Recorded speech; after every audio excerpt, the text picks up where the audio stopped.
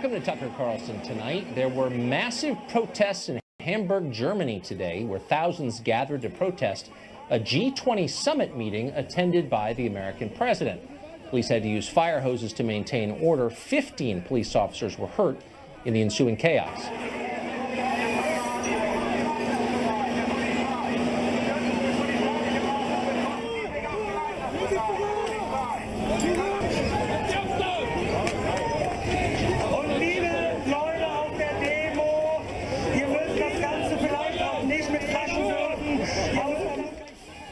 Earlier in the day, the president received a far warmer reception in Warsaw, Poland, where he spoke to a crowd that would not have been out of place at a rally in Ohio or Oklahoma.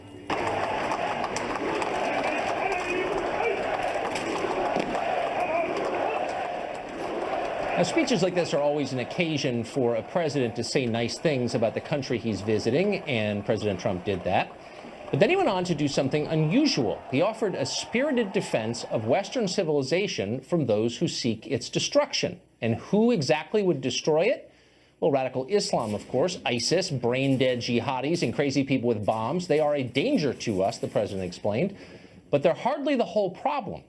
Maybe the gravest threat we face comes from within. The president put it this way. We must work together to confront forces, whether they come from inside or out, from the South or the East, that threaten over time to undermine these values and to erase the bonds of culture, faith, and tradition that make us who we are.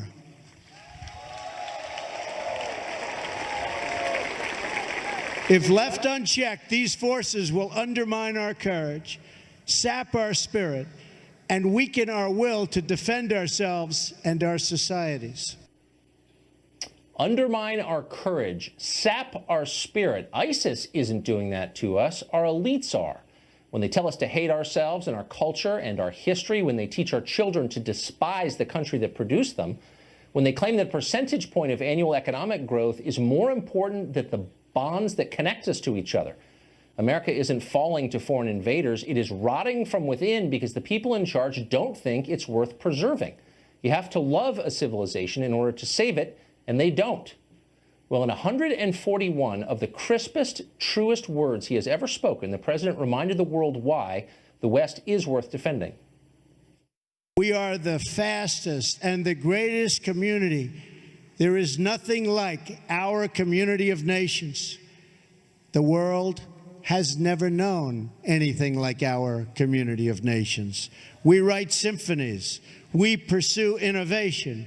We celebrate our ancient heroes, embrace our timeless traditions and customs, and always seek to explore and discover brand new frontiers.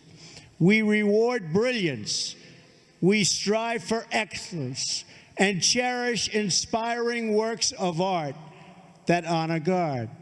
We treasure the rule of law and protect the right to free speech and free expression.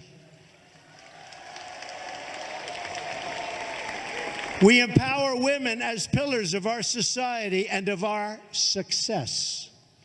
We put faith and family, not government and bureaucracy, at the center of our lives.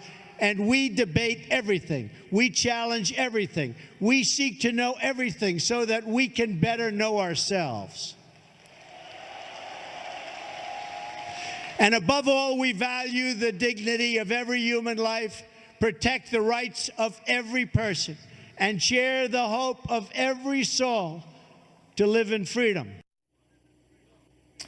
Well, you don't hear it that much, but all of that is true. We are different from other societies. We speak freely. We protect the individual. We do write symphonies. We have no reason to be ashamed. We've got a lot of reasons, countless reasons, to be proud, and not just of our wealth. A civilization is not merely the sum of a country's GDP. It's a constellation of values and norms and traditions, heroes and villains, and yes, even religious beliefs. Ours is the most successful and benevolent in human history, but it's still vulnerable. All civilizations are vulnerable. Rome looked invincible at one point, too. It turned out not to be. So it's worth remembering the basics. Western civilization is our birthright. It makes all good things possible. Undefended, it collapses. And so we've got to fight to preserve it, not just with airstrikes, but with a vigorous defense of our common values. Nothing matters more than that.